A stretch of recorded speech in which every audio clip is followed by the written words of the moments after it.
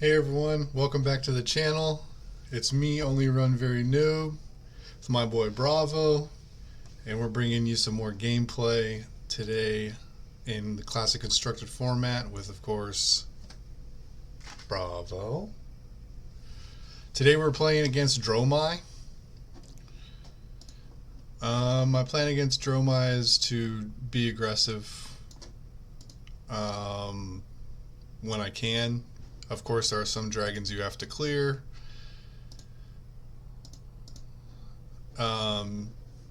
So I have all my poppers in.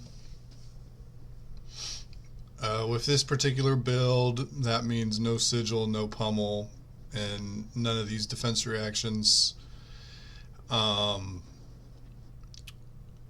got the red buckling blows and the buckle in this list, so we can even like blow up gloves if we want to go long. But other than that, it's pretty standard, other than maybe the one grander.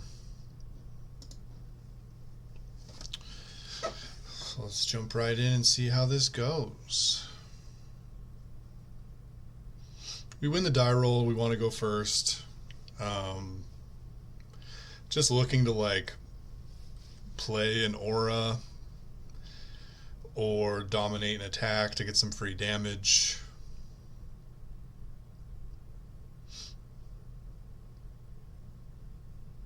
We see Mage Master's boots and Ghostly Touch, so we're expecting them to want to go for like a longer plan. We have a Pulverize in our hand, so I think we're just going to make a Surge with Crippling Crush and then heave the Pulverize. I even dominate with Bravo to get these, kind of pitch stack these two poppers around this unmovable. Which I think is fine. I think it's also fine to not do it just to ensure you have enough blues to play your Pulverize next turn. But setting up that pitch stack with enough poppers is definitely very important in this matchup.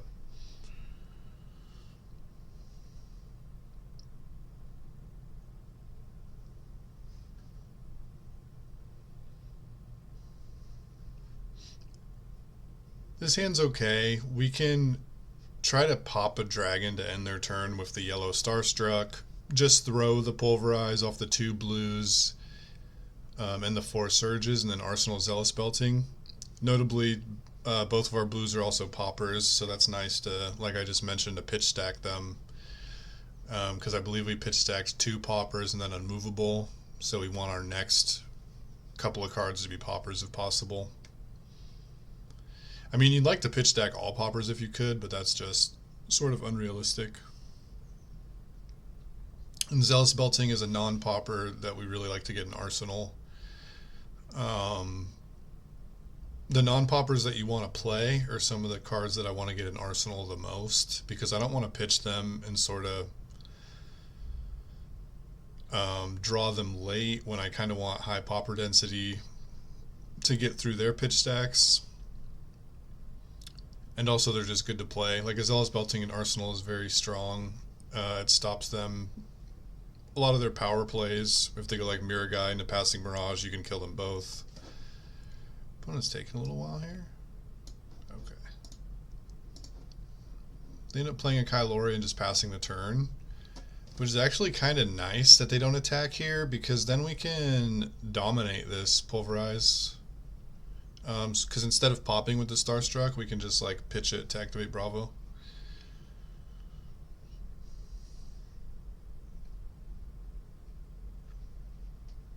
And that is a lot of damage coming in. It also offers some protection because the on-hit effect is like reasonable. If they had a turn next turn where they wanted to play like a Mirror Guy and attack with Kyloria, they can't really do that now because the Kyloria will attack for 0.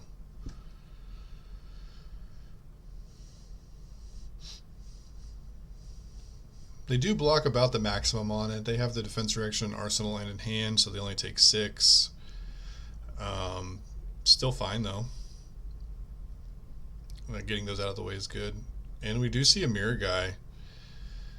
So they attack with the Kyloria, and it hits us for 0, so we're just not going to block it. If we could pop it, we might just pop it to get it off the board, but we can't. Um, we have to get the mirror guy off the board, but I think with the full hand we want to pressure their life total as well. So we're going to Zealous Belting the mirror guy and then like dominate the Spinal, I believe, because we have enough to do all that.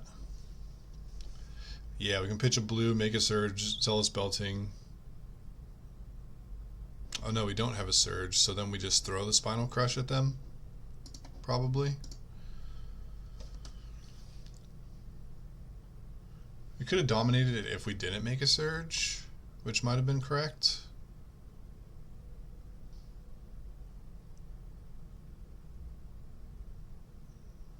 Yeah, that's probably why I'm hesitating now.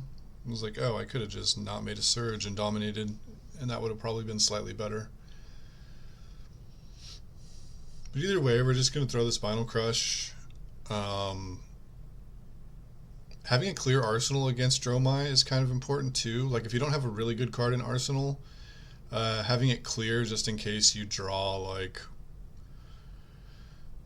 Zealous Belting you want for arsenal or Rouse the Ancients you want in arsenal.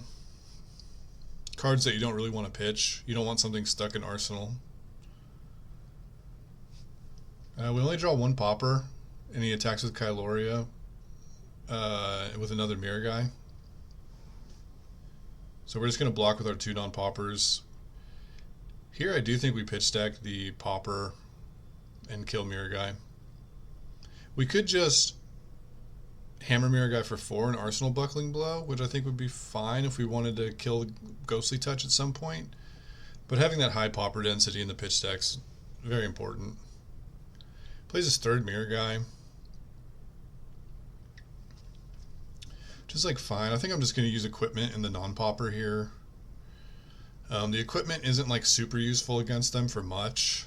They don't have too many on hits. Kyloria is basically their only on hit. Sometimes they play Snatch. Sometimes they play CNC. So yeah. They play a Passing Mirage after a mirror guy, which is kind of annoying. We can only kill one of them.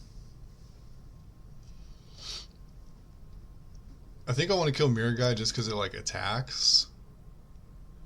You would only want to kill the Mirage over mirror guy. I think if Ghostly Touch had a bunch of counters, because of course mirror guy doesn't take away Phantasm from Ghostly Touch. It only takes them away from the dragons, where the Passing Mirage does take it away from Ghostly Touch. And as we see here, he plays an attack which uses up the Passing Mirage. A lot of times the only way they'll have to give all their dragons go again is like an attack. So if you leave Passing Mirage and they have to play like an attack, it's bad for them. He might have not realized that the Passing Mirage effect isn't on here, or that it got used up by the non-dragon attack, because we get to just pop this Kyloria. He should have just played Dromai first and then attacked with Kyloria,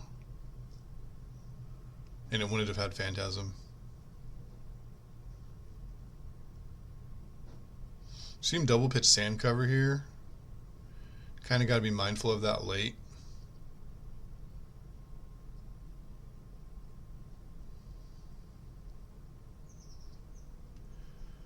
Definitely just get rid of the Passing Mirage. It's a little scary to keep a non-Pauper in hand, but with like a Dromai on board, but we're just going to end up doing that anyway. Hoping they don't have like another Kyloria or a Dromai or a Lost in Thought or something like that. Just plays a Passing Mirage, which is a little nice that we kept our Rouse, because we get to rouse the Ancients him, I believe. We could rouse the Dromai and then take away the Passing Mirage. But I think I take the greedy line most of the time and just pressure their life total with the 7 damage. Oh, I actually kill Uvia. This is something I don't really do a lot nowadays. I normally just kind of let the Uvia chill. Yeah, I don't really like killing Uvia and then hammering Passing Mirage here. If anything, you kill the Dromai.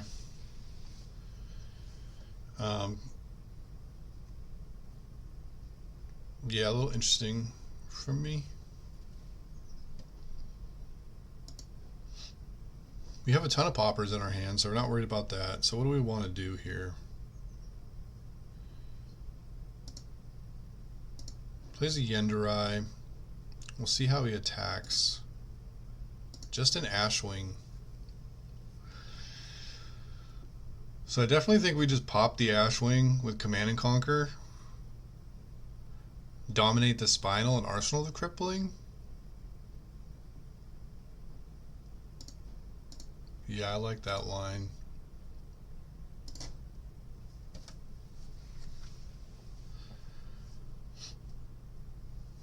Looks like he's really trying to set up something quite devastating. He pitches another Dromai here.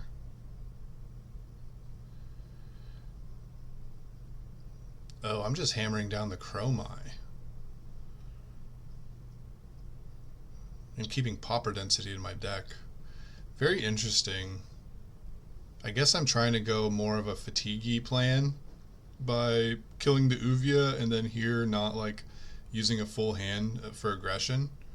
I must have been trying something new in this game because this is not how I normally play the matchup at all.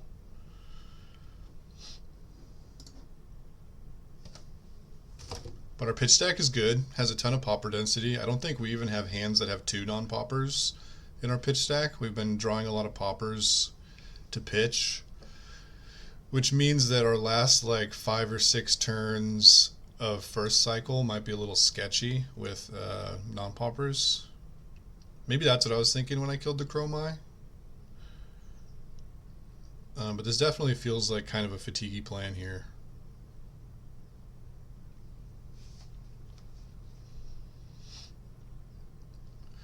He plays an attack, which we can easily just use our Showtime to block. Oh, he undid. Just plays Command and Conquer.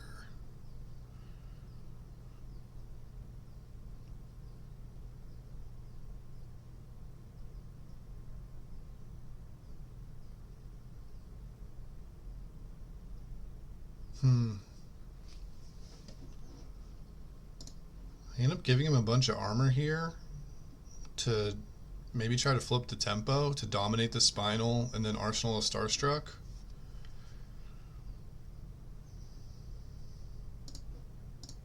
Keeping a bunch of poppers in deck. I think that's reasonable because our armor isn't like great against Dromai. Like I said, they basically just have like Kyloria and sometimes Snatch. But if you see Mage Master's boots, they're probably not even playing Snatch. And of course they have Command and Conquer as well as an on-hit effect. But saving your armor for Command and Conquer isn't really helping you much. And here we are, like I talked about, being a little afraid of drawing hands that weren't going to be able to pop. And he has 6 Ashwings, which is quite a bit. We could just like take 6 and then block Yenderai for 2 with Zealous Belting maybe. Or maybe even just take 9, going to 30, dominating Starstruck and arsenaling Zealous Belting. Yeah, definitely shouldn't block Ashwing for 2 here. I think we just take it all, dominate Starstruck and arsenal Zealous Belting. Accidentally ends the turn. I don't think crowning looking for a popper is like reasonable here because his board isn't really that scary. We're not like if there was like a Kyloria or something and he just doesn't attack with the Yenderai, I think he's too conservative.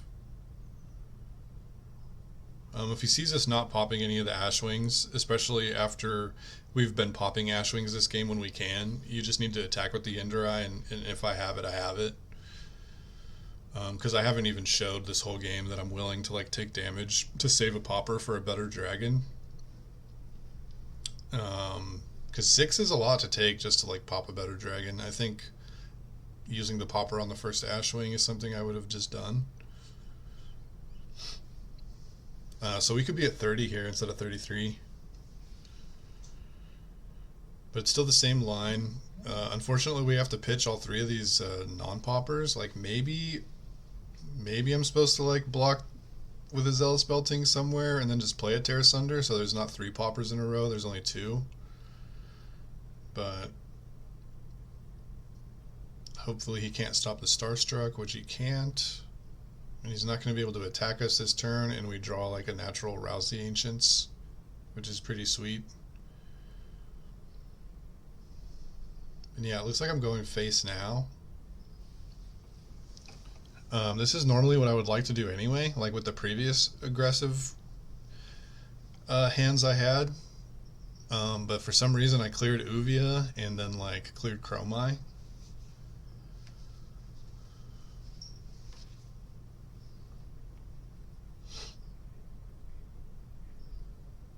I wonder if I go super aggressive and just like Zealous Belting his face as well here.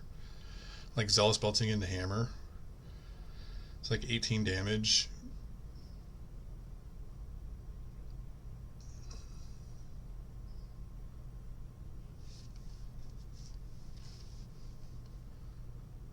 Yeah, it looks like that is what I do.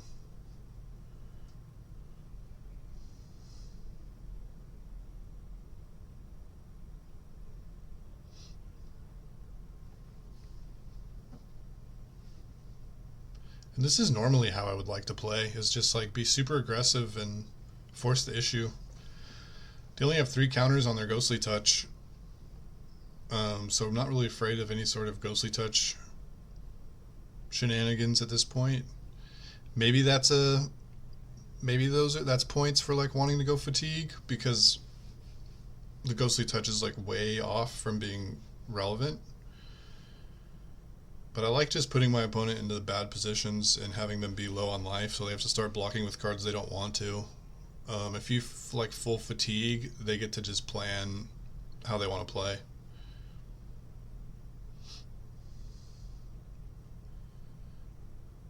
Dominia. I wonder what they take. Doesn't really matter. We're just going to pop Dominia with one of our other poppers.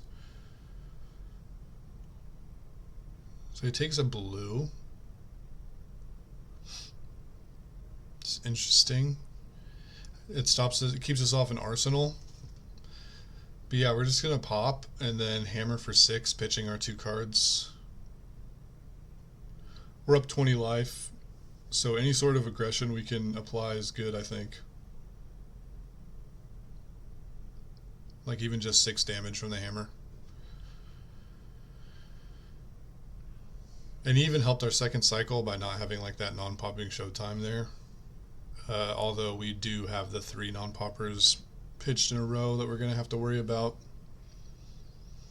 Probably try to kill him before that comes back up, because that was like 2 turns ago. So there's like 5 cards at the bottom, including our pitch stack. So we got quite a few turns. I want to say we have like 7 to 8 turns before we hit it.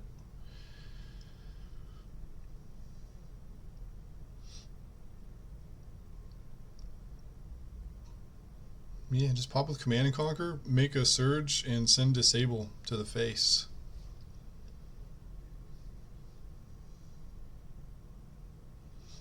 He's got these Dust of the Red Desert. I don't really see that card a lot anymore. I'm not like that afraid of that card. I don't think that card's very good.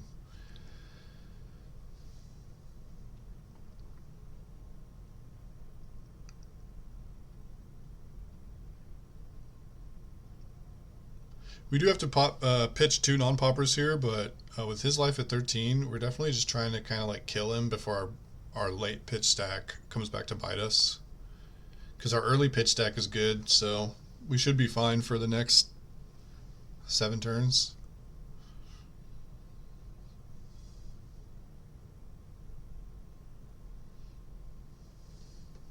They do still have all their armor though, so they'll probably get a point where they get to like pivot with a really good hand. But our life total is very high, so we can like take a bunch of damage and not worry too much about it. Of course, using our non-poppers on normal attacks, it's always nice when they attack for like 3 go again with an attack and you have a non-popper to block it. I hate using poppers to block those things.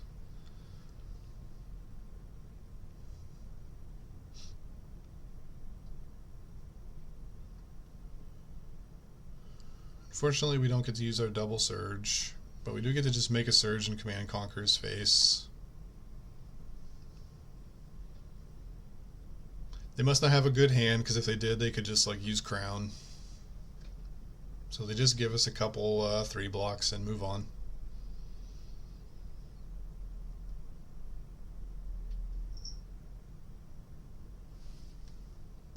I must have gotten up for water or something. I'm just like chilling.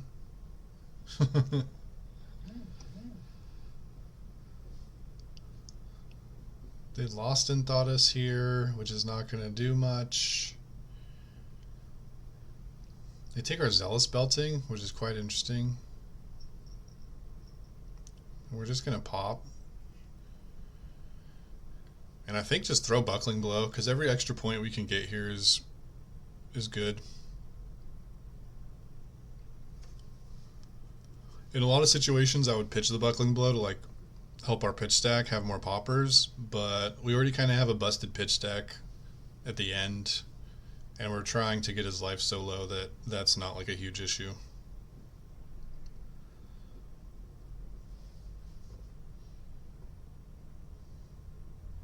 We even draw a very good card off our Ponder to Arsenal.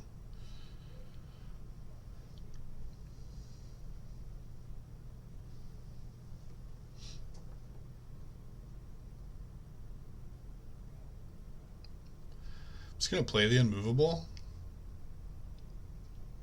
and then pop with Starstruck and then hammer Mirror Guy for 4.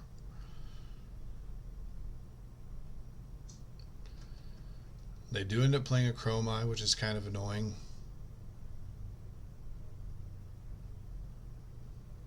But we're going to take a bunch of damage here because we need to hammer the Mirror Guy. I don't think we can pop a dragon and let him keep Mirror Guy, although we could potentially like use Crown to try to draw another popper or blue. I think that's what I'm thinking about here.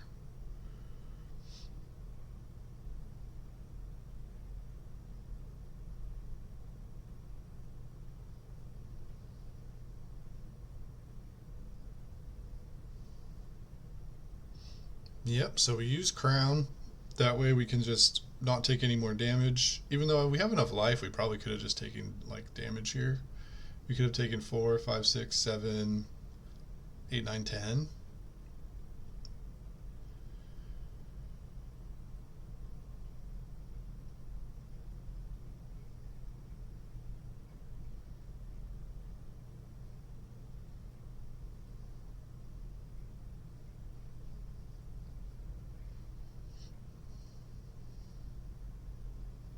They Tumultai us to get our boots, most likely. And we just get to pop it and dominate a Buckling Blow? Or do I just hammer for 6 and Arsenal Rouse? Looks like hammer 6 and Arsenal Rouse is the line.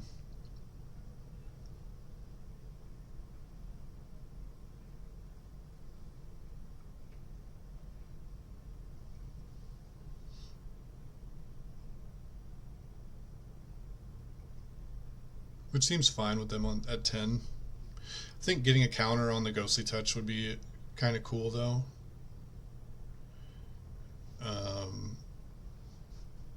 Because I don't think, even without boots, they can arcane damage us out of the game from 33. And if we kill their Ghostly Touch, we could probably even just like shift to Fatigue. So what happened there? Oh, another Unmovable on Kyloria.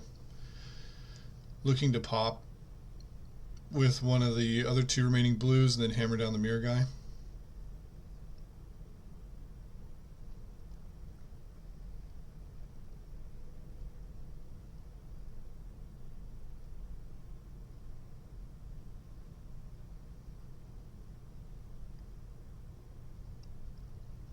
Still have that rouse in arsenal for when we get to use it. There's that sand cover, so I think another card in his hand is sand cover because he double pitched those earlier. And yeah, we get to just pop with Buckling Blow since we want Crippling and Arsenal more. And then we get to Rouse the Ancients into Hammer and then Arsenal Crippling Crush.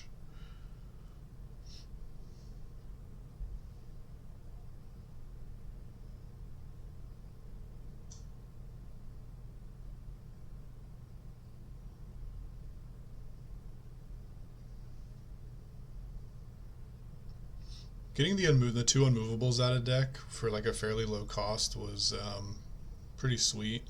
I know the first one kind of messed us up because we had to use Crown, but the second one was pretty easy, pretty free to get it out of the deck there.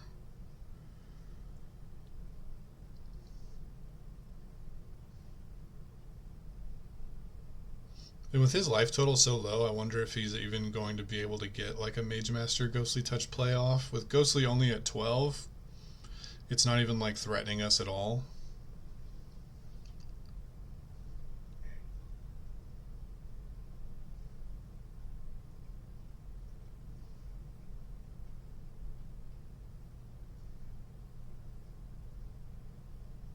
I feel like our triple non-popper hand is coming up very soon.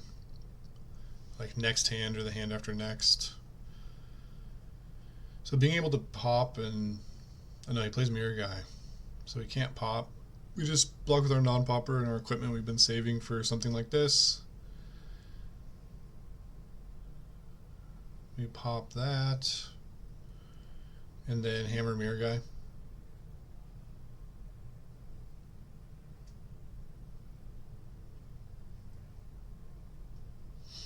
Can't let Mirror Guy or Passing Mirage sit on the board, especially Passing Mirage with Ghostly Touch at 13. And there it is, the 3 non-popper hand. So if we can get through this turn, we'll be pretty good, I think. Honestly, I think we're pretty good anyway. 33-7 is not where our opponent wants to be at all.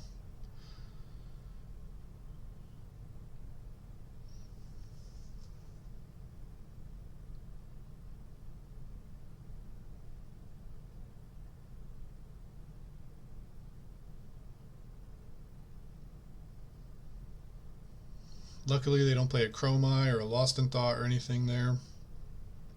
And we get to just dominate Crippling Crush. Again, having a 3 non-popper in a row pitch stack. But our opponent is very low.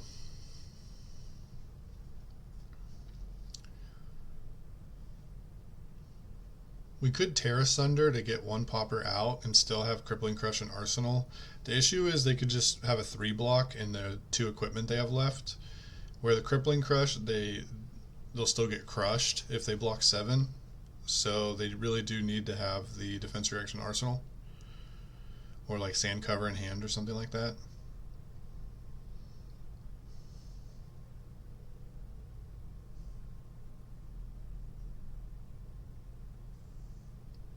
It looks like they don't end up having it.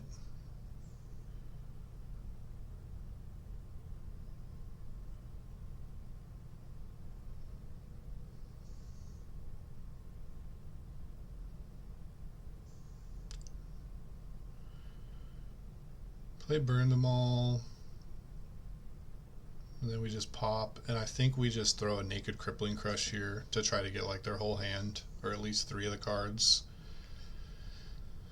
And their 1 card like free red plays are fairly limited. I think it's Burn Them All and Sigil of Solace. It could be any 0-drop dragon too because they have Ash. So they probably have plenty of ways to 1 card turn on their whole board. Still, we're kind of like fatiguing them. They only have 12 cards left in deck. We have 20.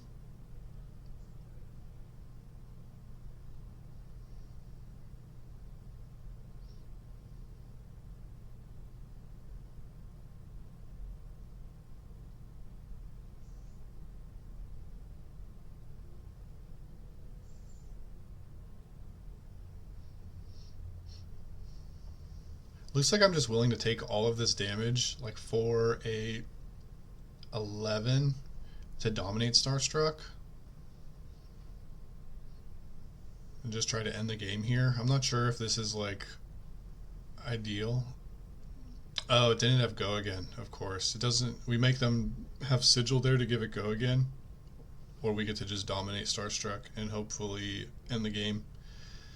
Because even defense reaction Arsenal stops the crush effect, but they'll take 3. They'd have to give us their furnace to survive at 1 life with like 8 cards in deck.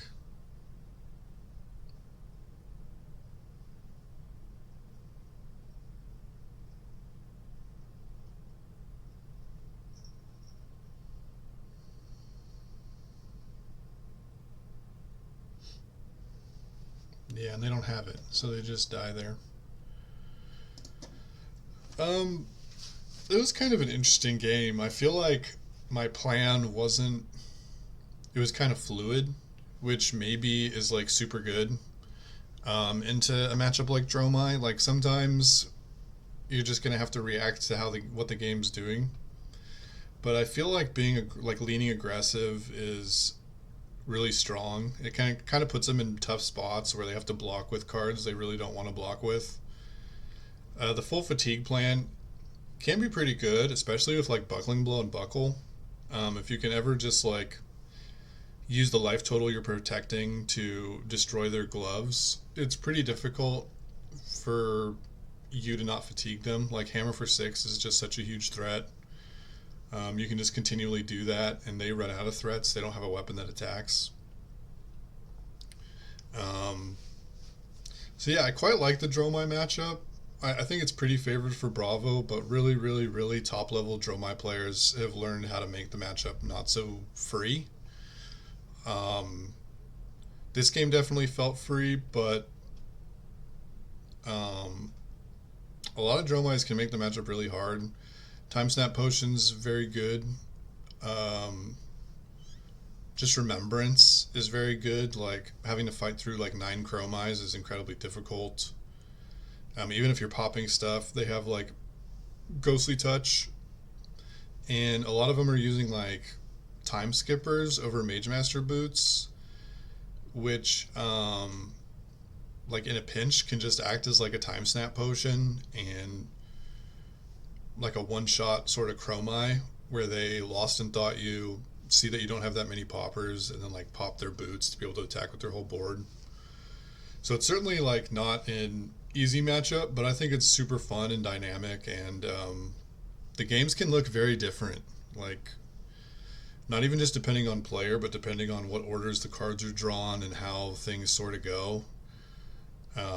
It's definitely a matchup that you got to play over and over and over and kind of see what's happening if you want to beat like the top 5-10% skilled Dromai players. Which is funny because when you play against not so good Dromai players, I don't think you really need to learn much at all. You just kind of look at your attacks and go, oh, this one has 6 power, end your turn, and then throw whatever you have at them. And you can generally win the game like at a very, very high rate. But against good Dromai players, yeah, there's a lot to think about. You need to track like pitch. You need to track both players' pitch. You need to be looking through graveyards to see what they have left, what they're threatening. Even like when they burned them all, see what they're like banishing that they have left to like remembrance and stuff. There's just a lot going on. It's really fun. So hopefully this is a good game to watch. Hopefully we all learned a little bit. And I'll be back tomorrow with another video. So thanks for joining me.